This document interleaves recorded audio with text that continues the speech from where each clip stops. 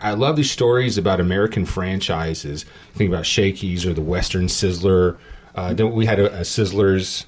We had a Sizzler, and I think we had a Sizzler and a Sizzlin'. We'll have to talk about the difference between the two. And Ponderosa. Remember Ponderosa? Yeah, we had the Ponderosa. Did we ever have a steak and ale? Yes, we had a steak and ale. We had a steak and ale up there on Riverside Drive that was it was good. The food was good. It's the Mandarin House now. So okay. I don't know. I think they're closed a few days a week. I'm not sure if just for deep cleaning, just to get the funk out of the building. I'm not sure.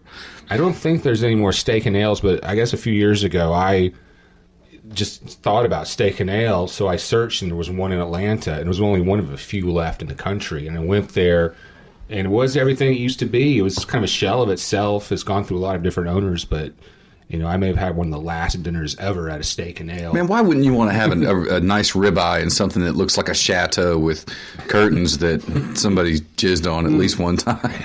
It looks like a porn house in there. That's the fantastic part about those places. It was so intimate. It was hard to keep clean, I'm sure. Yeah, you really can't see what you're cleaning. It's so dark and shady in there. Yeah, well, it's shady might have been the word. I like that 70s look, that porny kind of dark carpety, shaggy, dimly lit steak and ale, porno thing going on. Show up in your 78 Mercedes with Ron Jeremy and your giant mustache and be ready to go. Well, Shakey's Pizza Parlor and Warner Robins is gone. It turned into a Jimbo's for just a year or two. But I think the owner, I forget his name, but I think he had a heart attack or an illness. I didn't see it. I just happened to drive by one day, and then it was closed. The sign is still available. Or the sign is available. That whole property is available. I drove by earlier. There's absolutely nothing going on. I walked around, tried to peer in the windows, but it's really a sad, pathetic comparison in my own life as the Shakey's ages. Labor Day weekend 2013, when Shakey's Pizza and Warner Robins quietly changed their name to Jimbo. And ever since, things have been slightly askew in the world. Shakey's Pizza Parlor was my safe space, a novelty from my childhood that I could reach out and touch, from their booths lacquered with 19th and 20th century advertisements to the lights and sounds of the pinball machine. Like Shakey's Pizza Parlor, I am a Warner Robins relic in a rapidly fading memory. Just makes me want to put a handlebar mustache on myself.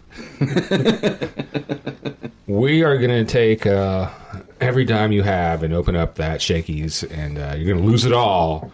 But for a few months, it's going to be pretty glorious. Go for broke! Cardboard pizza! Shakey's in pop culture. The franchise is featured in the 1988 film License to Drive, starring Corey Haim, Corey Feldman, and it's also in Season 5 episode of South Park entitled Kenny Dies, where Cartman uses human stem cells to clone a Shakey's restaurant. And now you know the rest of the story. Okay?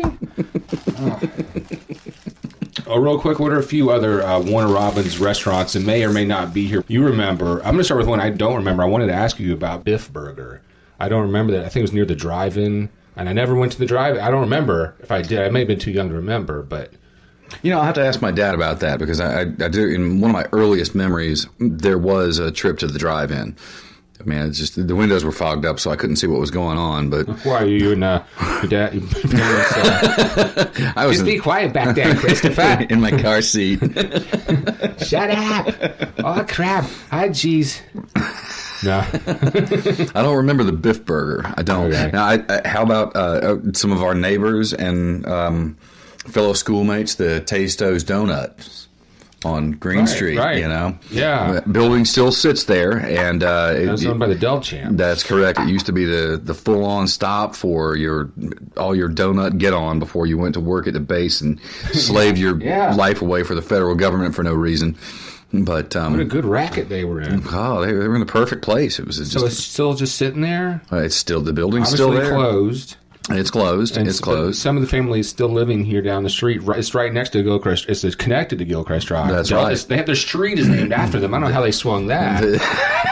All that donut money there. Yes. Hey, let me talk to you a minute. I'm still wondering who the hell the Gilchrists were. Man, you start bribing people with donuts, you're gonna You're going to get a street named after you. Yeah, I don't know. Where did the name Gilchrist Drive come from? I don't know. We'll have to look that up. Yeah, a question for your dad. If we get big and famous, though, I'll kind of requisition that it gets renamed to us. We're going to wipe out 40 years of history.